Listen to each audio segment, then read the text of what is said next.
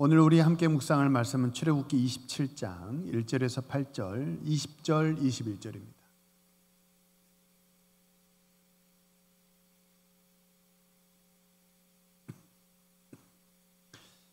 출애굽기 27장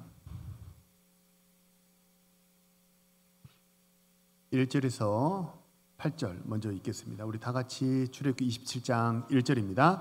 너는 조각목으로 길이가 5규빗, 너비가 5규빗의 제단을 만들되 네모 반듯하게 하며 높이는 3규빗으로 하고 그 네모 퉁이 위에 뿔을 만들되 그 뿔이 그것에 이어지게 하고 그 제단을 놋으로 싸고 재를 담는 통과 부삽과 대야와 고기 갈고리와 불 옮기는 그릇을 만들되 제단의 그릇을 다 놋으로 만들지며 제단을 위하여 놋으로 그물을 만들고 그 위에 네 모퉁이에 놋고리 넷을 만들고 그물은 제단 주위 가장자리 아래에 곧 제단 절반에 오르게 할지며 또 제단을 위하여 채를 만들되 조각목으로 만들고 놋으로 쌀지며 제단 양쪽 고라에 그 채며 제단을 매게 할지며 제단은 널판으로 속이 비게 만들되 산에서 내게 보인 대로 그들이 만들게 하라. 20절입니다. 20절, 21절 같이 읽습니다. 시작. 너는 또 이스라엘 자손에게 명령하여 감람으로 짠 순수한 기름을 등불을 위하여 내게로 가져오게 하고 끊어지지 않게 등불을 켜되 아론과 그의 아들들과 회막안 증거계야 회장 밖에서 저녁부터 아침까지 항상 여호와 앞에 그 등불을 보살피게 하라. 이는 이스라엘 자손이 대대로 지킬 규례니라. 아멘. 할렐루야. 한번 우리 앞뒤 좌우옆으로 서로 인사하시죠. 하나님 당신을 사랑하십니다. 한 번만 더 인사하시죠. 무더위에 건강하세요. 한번 고백하겠습니다. 나는 복 받은 사람입니다. 나는 복 많이 받은 사람입니다. 하나님의 은혜가 늘 우리 삶 가운데 함께하고 우리 교회 가운데 함께하는 줄로 믿습니다. 오늘은 자녀 자랑에 이제 돈을 내는 이유라는 제목으로 말씀을 전하겠습니다. 성경에는 숫자가 간혹 나오는데요. 성경에 나오는 숫자는 그냥 숫자가 아니고 이렇게 영적인 의미가 그 안에 담겨져 있습니다. 예를 들어 1은 하나님의 유일성을 상징하고요. 3은 완전함을, 4는 창조 세계를, 5는 은혜와 대속을, 그리고 6은 불완전함을, 그리고 7은 완전함을 의미합니다. 이런 의미가 성경에 이제 기록된 숫자에 담겨져 있는 의미예요. 제가 한번 이제 잘 아실 만한 숫자만 이렇게 골라가지고 이렇게 말씀드렸는데, 그러면 2는 9는 숫자가 없냐? 다 의미가 있다는 거예요. 숫자의 의미가 있는 것처럼 성경에는 방향이 있는데요. 성경에는 방향에도 의미가 있습니다. 동쪽은요. 동쪽은 하나님으로부터 멀어졌다. 하나님께로부터 추방당했다라는 그런 의미가 있습니다. 예를 들어 창세기 24장 3장 24절을 보면요. 3장 24절을 보면 아담과 하와가 에덴 동산에서 쫓겨난 다음에 에덴 동산 동쪽으로 쫓겨난 다음에 그래서 하나님이 동쪽에서 다시 에덴으로 들어오지 못하도록 하나님께서 이제 거기에 그룹은 천사들이에요. 그룹 천사를 두었고 불칼을 두어서 생명나무의 길을 지키게 했다. 이렇게 기록합니다. 4장 16절을 보면요. 4장 16절에도 가인이 아벨을 살인한 후에 여호와 앞을 떠나서 에덴 동쪽 놋 땅에 거주했다 합니다. 이렇게 동쪽이란 말은 성경에 왕왕 나오는데 우리가 혹간 성경을 읽다가 그냥 지나칠 수 있는 그런 구절이지만 동쪽은 하나님으로부터 멀어졌다, 추방당했다, 언약 바뀌다 그런 의미가 있어요. 한 구절만 더 살펴보면요. 창세기 13장은 아브라함과 조카 롯이 서로 갈라서는 그런 내용이 기록된 장인데 조카 롯이 이제 아브라함이 조카 롯에게 말합니다. 네가 우하면 내가 좌하고 네가 좌하면 내가 우하겠다. 선택권을 조카 롯에게 먼저 주었어요. 조카 롯이 어디를 선택했냐면 요단 동편을 선택했어요. 그래서 요단 온 지역을 택하고 동으로 옮겼다 합니다. 그 동쪽에는 어떤 도시가 있었냐면 소돔과 고모라가 있었어요. 그러니까 이 동쪽은 하나님으로부터 멀어졌다. 언약에서 이제는 벗어나 버렸다. 추방당했다라는 그런 의미가 동쪽의 의미입니다. 그런 관점에서 보면 이 성막의 방향은 꽤 상당히 중요한 의미를 우리에게 주고 있어요. 성막 그림을 한번 띄워주시죠. 성막 그림을 보면 동쪽에 성막 문이, 유일한 문이 동쪽에 있습니다. 동문이에요. 동문이 있고 서문이 있고 남문이 있고 그렇지 않아요. 성막은 유일하게 동쪽에만 문이 있습니다. 그러면 동쪽에 거주하던 사람들이 어느 방향을 보고 들어가게 되어 있어요? 서쪽을 보고 들어가게 되어 있습니다. 서쪽 끝에는, 성막 서쪽 끝에는 무엇이 있죠? 하나님의 지성소가 있는 거예요. 그래서 동쪽은 하나님으로부터 멀어져 있는 거예요. 죄 지은 사람들이, 추방당하고 하나님께로부터 멀어진 사람들이 하나님의 임재가 있는 서쪽을 향해서 전진해 나아간다라는 이 구조가 성막의 방향 구조입니다. 바라고 소망합니다. 우리 사랑하는 이 시간 예배하는 모든 성도님들도 동쪽에서 서쪽으로 자꾸만 나아가시는 하나님의 임재가 있고 하나님의 은혜가 있는 지성소로 서쪽으로 나아가시는 우리 사랑하는 모든 성도님들 되시기를 소망하고 축복합니다. 서쪽으로, 동쪽에서 서쪽으로 가야 되는데 동쪽에서 서쪽으로 가려면 반드시 두 개의 불을 지나야만 지성소로 들어갈 수가 있어요. 첫 번째 불은 번제단의 불입니다. 번제단의 불은 회개를 의미하는 불이 번제단의 불입니다. 번제단은요, 가로 세로가 2.5m, 높이가 1.5m로 재물을 태우는 것입니다. 우리 뒤에 계신 성도님들 제 육성이 이렇게 잘 들리십니까? 오늘 좀 이렇게 음향이 이렇게 지금 습도가 높고 그래서 말썽이 좀 많아요. 음향은 가만 놔둬도 이렇게 비가 오고 습도가 높으면 좀 바뀌거든요. 그래서 조금 더 귀를 기울이시면 좋을 것 같아요. 번제단은 이제 가로 세로가 2.5m고 높이가 1.5m인 하나님께 드린 제물을 태우는 곳이 번제단입니다.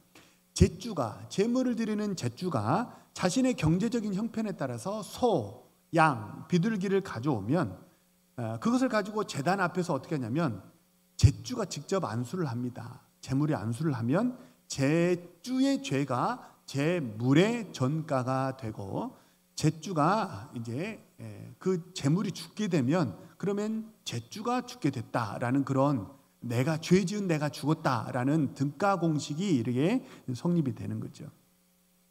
여기서 중요한 게 뭐냐면 가져온 제물을 누가 안수하냐면 제사장이 제주의 머리에, 제물의 머리에 제사장이 이렇게 중지해서 안수해서 죄를 전가하지 않고 제주가 직접 안수합니다. 내 죄가 직접 전가되고요. 그리고 전가된 그 제물을 누가 죽이느냐? 제사장이 대신 죽여주지 않아요. 제물을 가져온 제주가 직접 이렇게 칼로 찔려서 제물을 죽이게 됩니다.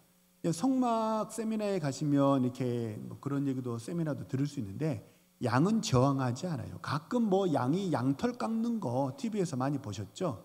양털 깎을 때도 양은 가만히 있거든요. 근데 죽을 때도 칼로 푹 이렇게 찔러도 발아가지 않아요.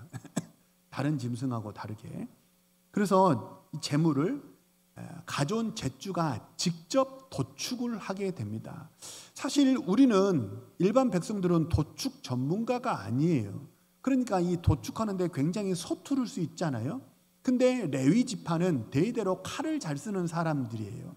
그러면 레위 지파가 제사장이 대신 도축해주면 참 편할 텐데 죽이는 건 누가 해야 되냐면 제주가 해야 된다는 거예요. 왜 그랬을까요? 제사장이 대신해주면 참 손쉽고 능숙하고도 편할 텐데 왜 제주가 직접 도축을 해야 될까요? 그래야만 죄의 심각성을 피부로 깨달을 수 있기 때문입니다. 짐승을 죽일 때 짐승이 이제 외마디 신음을 외치면서 죽을 때 뭘 깨닫는 거예요? 아, 죄 지은 내가 이렇게 죽게 되는구나. 그리고 이 제물에 팔 다리를 다 잘라낼 때 아, 내가 이 손으로 지은 이 팔이 내가 잘렸어야 되는구나. 내가 죄 지을 곳으로 달려갔던 내 다리가 이렇게 직접 잘렸어야 되는구나라고 이게 죄의 싹슨 사망이라는 것을 피부로 이렇게 깨닫게 되는 순간이라는 것입니다. 그래서 이 잿주가 직접 도축을 하면서 죽음이라는 것을, 죄의 싹시 사망이고 이 죽음이 멀리 있지 않고 내가 죄 지으면 죽는다는 것을 굉장히 가까운 곳에서 피부로 깨닫게 되는 거죠. 그래서 죄를 멀리하게 되는 그런 교육적인 효과가, 영적인 효과가, 그런 의미가 부여되는 것입니다.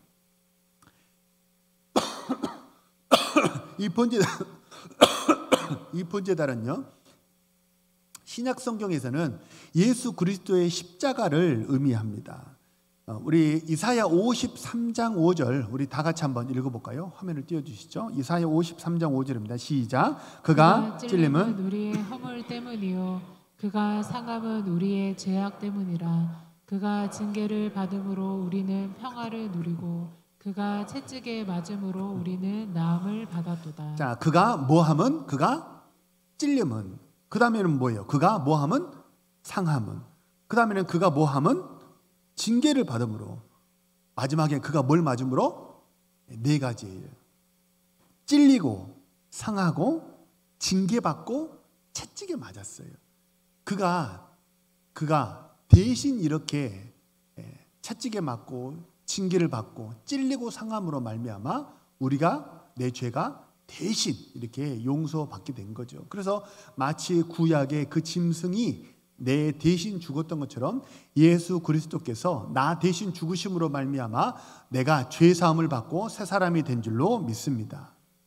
근데 여기 문제가 하나 발생합니다. 구약의 제물은 잿주가 직접 죽이잖아요. 그러니까 내가 죽임으로 이 피가 확 이렇게 쏟아지게 되고 내가 도축하는 이 과정을 통해서 이 죽음의 심각성, 죄의 심각성을 내가 피부로 깨닫게 되지만, 신약 시대에는 예수님의 십자가에 못 박으라고 내가 말을 한 것도 아니고, 예수님의 손과 발에 내가 못을 이렇게 망치질을 한 것도 아니고, 옆구리 창을 내가 찔러본 적도 없어요. 머리에 가시관을 내가 씌워준 것도 아니에요. 그냥 2000년 전에 있었던 사건을 내가 믿음으로 받아들이게 되는 거죠. 그러니까 어떻게 되냐면 예수 그리스도의 십자가의 죽음은 그렇게 내 피부에 와닿지 않더라는 것입니다. 마치 거저 얻은 것이 별로 그렇게 가치를 느끼지 못하는 것처럼 예수 그리스도의 십자가는 훨씬 더 큰 의미가 있고 훨씬 더 큰 가치가 있음에도 불구하고 어떠냐면 예수님의 십자가는 그렇게 내 피부에 와닿지 않더라는 거예요. 그래서 신학을 사는 우리 성도들이 대속의 은혜가 그렇게 마음에 와닿지 않을 수도 있어요. 그래서 그것을 미연에 방지하려면 어떻게 되느냐? 우리 성도님들이 예배하기 10분 전에, 적어도 10분, 15분 전에 오셔가지고 교회에서 회개의 불을 받으시기를 소망하고 축복합니다. 우리가 기도해야 돼요. 기도로 예배를 준비해야 됩니다. 한번 기도로 준비해 보세요. 기도로 준비하고 드리는 예배하고 허둥지둥 와서 드리는 예배는 확실히 다릅니다. 확실히 준비된 예배와 확실히 허둥지둥한 예배는 마음속에 마음가짐이 다르고 받는 은혜가 다르고 찬양의 고백이 다르고 말씀이 들리는 게 다르더라는 거예요. 바라고 소망합니다. 꼭 미리 오셔서 자복할 것 회개하시고 받을 은혜를 잘 준비하셔서 준비된 예배로 신령과 진정으로 예배하시는 우리 사랑하는 모든 성도님들 되시길 소망합니다. 우리 아까 이제 마지막에 찬양할 때 우리 손 들고 찬양하자고 그랬잖아요. 손 들고 찬양하는 의미가 혹시 뭔지 아세요? 손을 든다. 가장 기본적으로 뭐예요? 항복입니다. 항복. 하나님 앞에 내가 항복 선언하는 거예요. 그러면 항복을 하려면 손을 이렇게 들어요, 이렇게 들어요.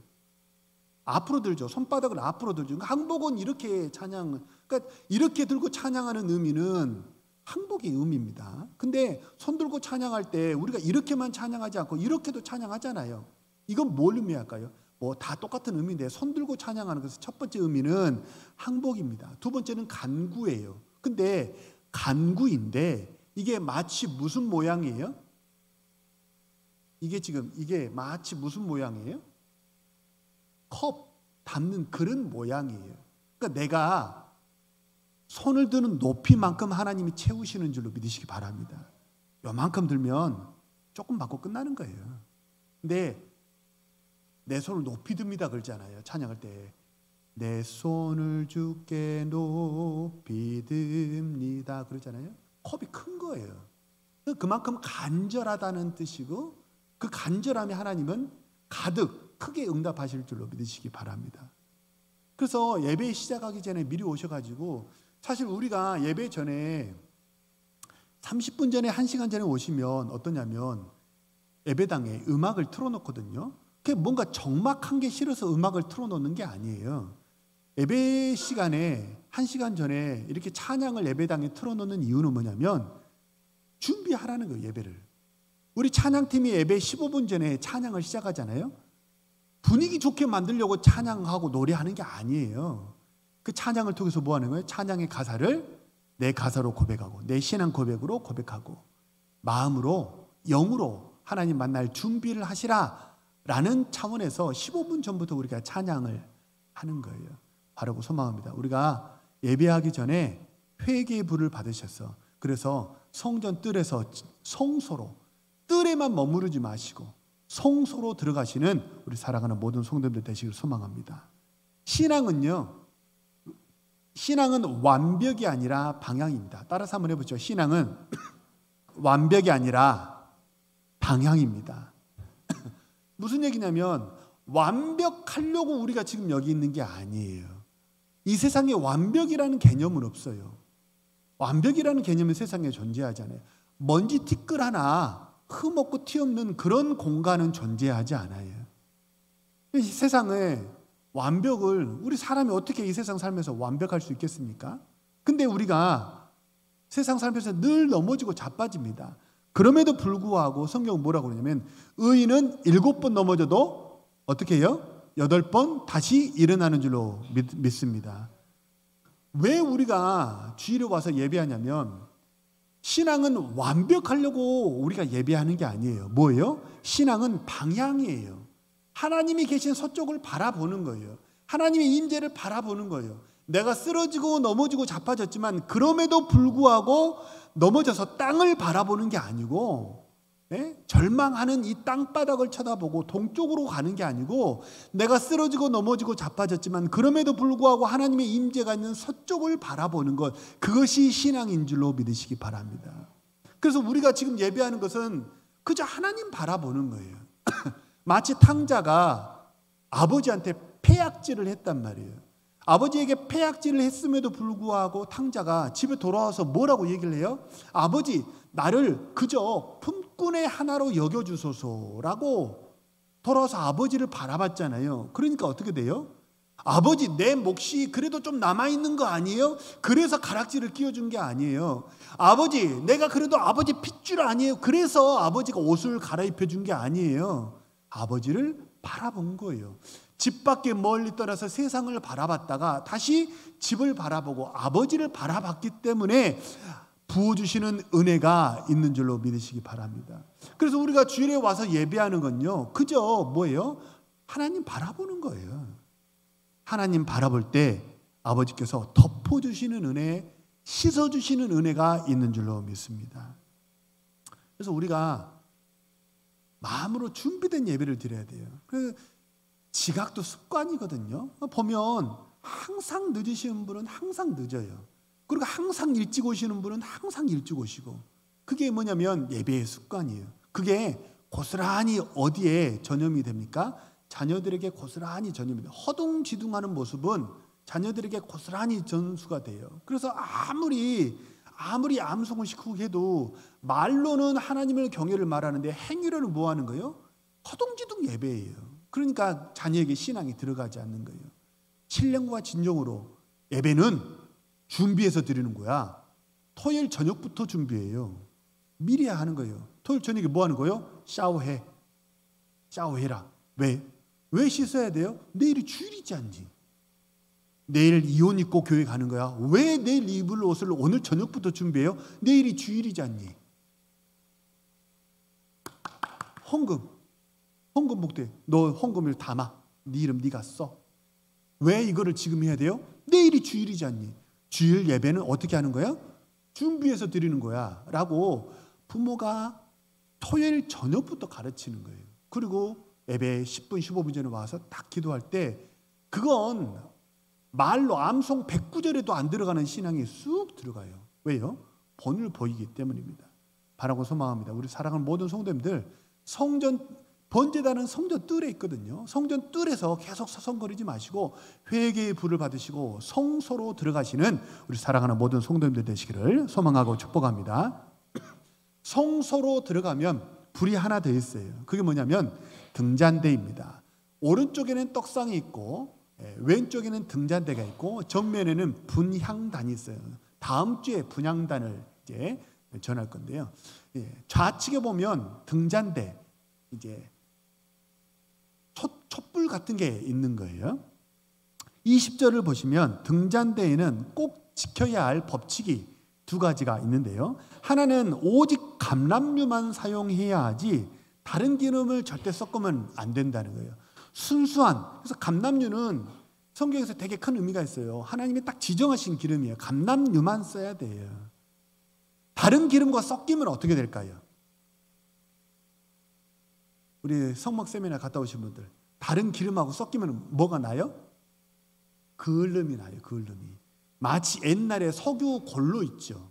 석유 골로 처음에 불을 딱 붙이고 이렇게 불이 옆으로 번져가라고 이렇게 하면 검은 그을름 엄청 나오잖아요.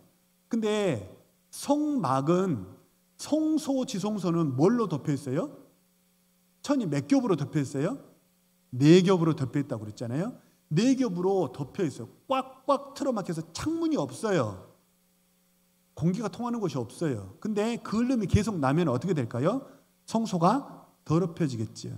그래서 오직 하나님이 정하신 맑은 기름, 감람유만 쓰라는 거예요. 우리 성막 세미나에서 우리 이영경 집사님 봤잖아요. 그죠? 기억나세요? 감람유는 아주 맑습니다. 이렇게 가운데 기둥이 하나 있고 옆으로 이렇게 이제 3개의 촛대가 있는데 위에 등잔대 하나를 이렇게 딱 떼면 마치 알라딘의 마술 램프처럼 이렇게 삐져나와 있어가지고 거기에 딱 들립니다. 이렇게 딱 떼낼 수 있어요. 거기다 이제 세미나 가면 보여줍니다. 이렇게 아주 맑은 기름이에요. 맑은 기름. 그리고 심지가 있어가지고 딱 이렇게 놓으면 등불을 켜는 거죠. 첫 번째 규칙이 뭐냐면 하나님이 정하신 감람유만 써야 된다는 거예요. 두 번째 규칙이 뭐냐면 이 등불은 꺼지지 않게 항상 켜둬야 한다는 거예요. 앞서 말씀드렸듯이 성막은 어떠냐면 4겹의 천으로 이렇게 덮여 있거든요. 그래서 창문이 없고 꽉 모든 사방이 다 막혀 있는 구조가 성소입니다. 그러니까 바깥에 있는 빛이 들어올 틈이 없어요. 그 칠흑 같은 어둠을 비추는 유일한 빛이 뭐예요? 하나님의 등잔대라는 거예요. 근데 이 등잔대는 뭘 의미하냐면 우리의 세상을 밝히는 우리의 빛의 사명을 의미합니다. 앞서 말했던 번제단의 불은 회개의 불을 의미하고요. 이거는 세상을 비추는 우리의 등불의 우리의 사명을 의미해요. 왜 우리 한때 90년도, 2000년도 뭐 그쯤 지날 때 기복신앙 가지면 안 됩니다. 뭐 그런 얘기 많이 들어보셨죠. 기복신앙이라는 게 뭐냐면 기복이 다른 게 아니고요. 복을 달라고 하는 게 기복이냐?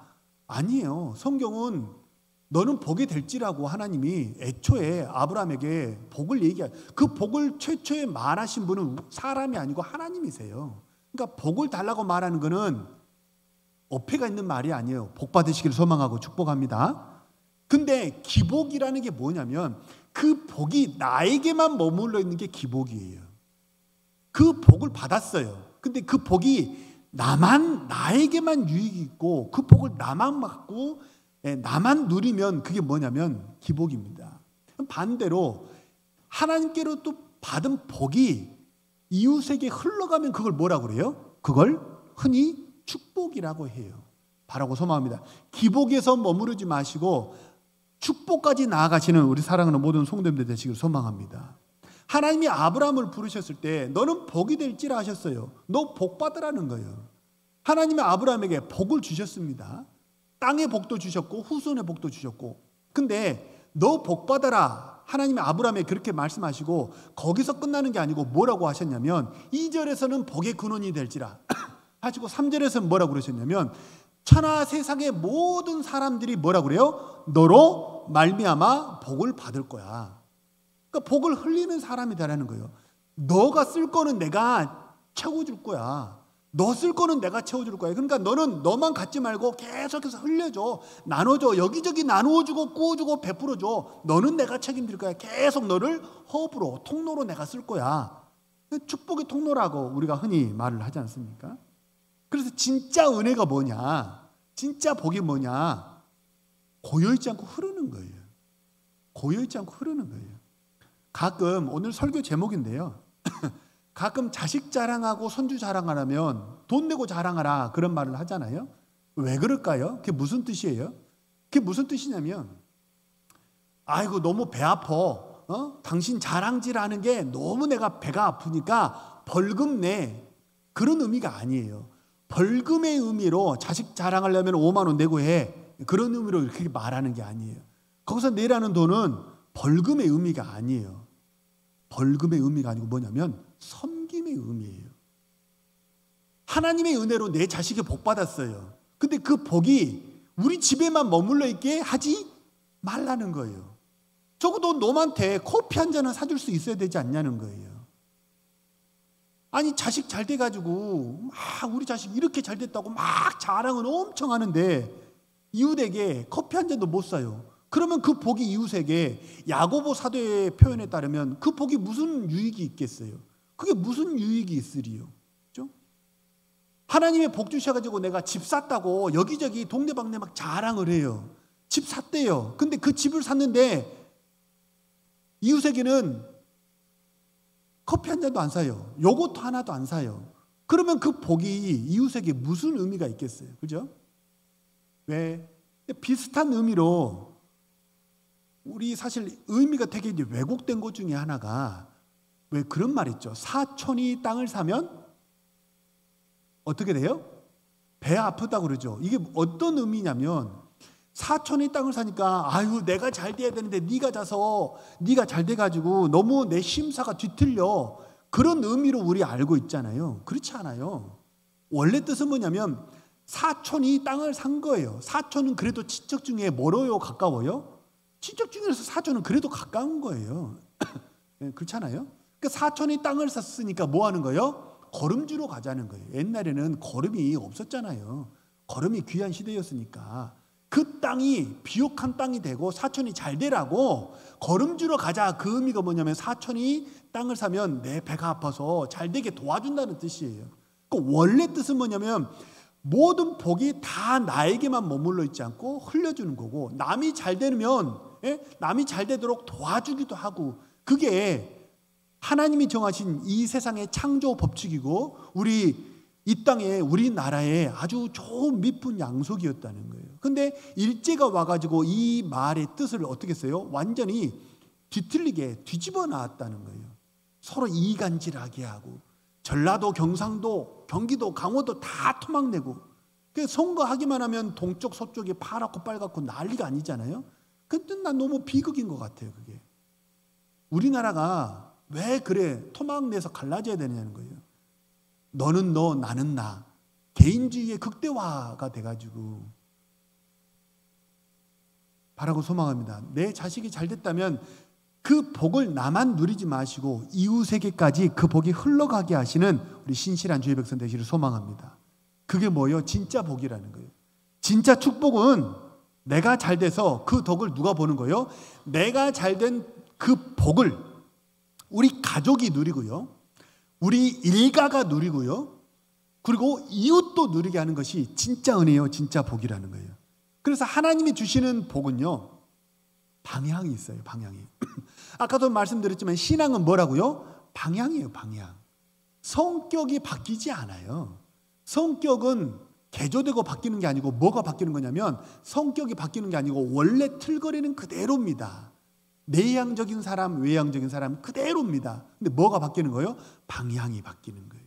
나만 바라보던 방향이 하나님을 바라보고 이웃을 바라보는 방향으로 바뀌면 사람들이 뭐라고 그러냐면 성격 바뀌었다고 얘기를 해요. 근데 성격은 바뀌지 않아요. 성격은 바뀌지 않아요. 머리 파워, 가슴 파워, 장 파워, 지식 중심의 사람, 정서 중심의, 교감 중심의 사람, 결정권, 주도권의 사람, 이거는 밥이에요. 그 사람의 밥이에요. 바뀌지 않아요. 근데 뭐가 바뀌는 거예요? 방향이 바뀌는 거예요. 그래서 성전에 서우도에 제가 이 성막에 들어갈 때 하나님으로부터 추방됐던 동쪽에 거주하는 사람이 뭘 보고 들어간다고요? 서쪽에 있는 지성소를 보고 들어가는 게 성막의 구조입니다. 근데 거기서 불을 받았어요. 치유의 불도, 회개의 불도 받아서 내 죄가 다 씻음 받게 됐고, 그리고 무엇도 받았어요? 사명의 불도 받았고 하나님의 지성소에서 은혜도 받았습니다. 그러면 어떻게 해야 돼요? 여기다가 초막 새 짓고 사는 게 아니에요. 마태복음 17장에 베드로 사도가 변화산에서 여기가 좋사오니 초막 새 짓고 삽시다 라고 말했던 그 초막이 뭐예요? 성막이에요. 성막. 그냥 집 짓는 초막이 아니고 우리 집을 짓고 여기서 그냥 영원히 눌러 삽시다 그 말이 아니고, 거기서 말하는 그 초막이 성막이에요. 성막. 왜요? 성막을 지었던 누가 변화산에 나타났어요? 모세가 있었고, 성막이 임재가 있었던 여호와 하나님이 영광 가운데 계셨고, 그러니까 여기가 성막 자리군요. 여기다 짓고 그냥 여기서 예배하고 우리끼리 삽시다 그랬다는 거 아니에요. 근데 여기다 초막 새 짓고 삽시다 그랬지만 하나님은 뭐라고 그래요? 아니라는 거예요. 방향을 유턴 바꿔버리잖아요. 어디로 갔어요? 산 꼭대기에서 어디로? 산 아래로 내려가게 하잖아요. 산 아래 내려갔더니 뭐가 기다리고 있었어요? 귀신 들린 아버지가 귀신 들린 아들을 데리고 와가지고 기다리고 있었잖아요. 그래서 어떻게 했어요? 제자들이 고쳤어요? 못 고쳤어요? 못 고치잖아요. 주님이 고쳐주셨죠. 그러니까 내가 받은 복이 어떻게 돼요? 이웃에게까지 흘러가게 하는 거, 그것이 진짜 복이라는 거예요. 제가 두 달 전에 에스겔 37장 우리 동문교회 이름의 뜻에 대해서 한번 제가 말씀을 나눴는데, 에스겔에 보면 두 가지 환상이 나오는데, 하나는 마른 뼈가 살아나는 환상이 하나 있었고, 또 하나는 성전 동쪽 문지방에서 은혜의 강물이 흐르는데, 성전 동쪽에서 멀어질수록 어떻게 물이 얕아졌어요? 깊어졌어요? 깊어졌죠. 나중에는 천척이 됐다고 그랬잖아요. 근데 그 성전의 서쪽에서 물이 흘렀어요? 동쪽에서 흘렀어요? 동쪽으로 흘렀잖아요. 그러니까 동문교회 이름이 뭐예요? 동쪽에 있는 사람들에게 큰 은혜의 강물을 흐르게 하는 것이 우리 교회의 이름의 뜻이라고. 그래서 우리 교회는 선교적인 사명을 그 의미가 있는 그런 이름을 가진 교회라고 말씀드렸잖아요. 그리고 우리 교회는 동쪽 사람들에게 하나님으로부터 추방되고 죄로 말미암아 언약에서 단절이 되고 하나님께 멀어진 사람들에게 하나님의 은혜를 전하는 교회가 우리 동현교회인 줄로 믿습니다. 그게 진짜 은혜고 진짜 복이라는 거예요. 바라고 소망합니다. 우리 사랑하는 모든 성도님들, 지성소에서 하나님을 만나시고 하나님의 주신 복도 받으시고 은혜도 받으시기를 소망하고 축복합니다. 그리고 은혜를 받으셨다면, 복을 받으셨다면 그 복이 나에게만 머물러 있게 하지 마시고 동쪽 사람들에게 나아가서 다시 성막 동쪽 문으로 나아가서 세상에 하나님의 빛을 비추고 소금의 맛을 내셔서 세상을 복되게 하시는 우리 신실한 주의 백성 모두 되시기를 소망하고 축복합니다.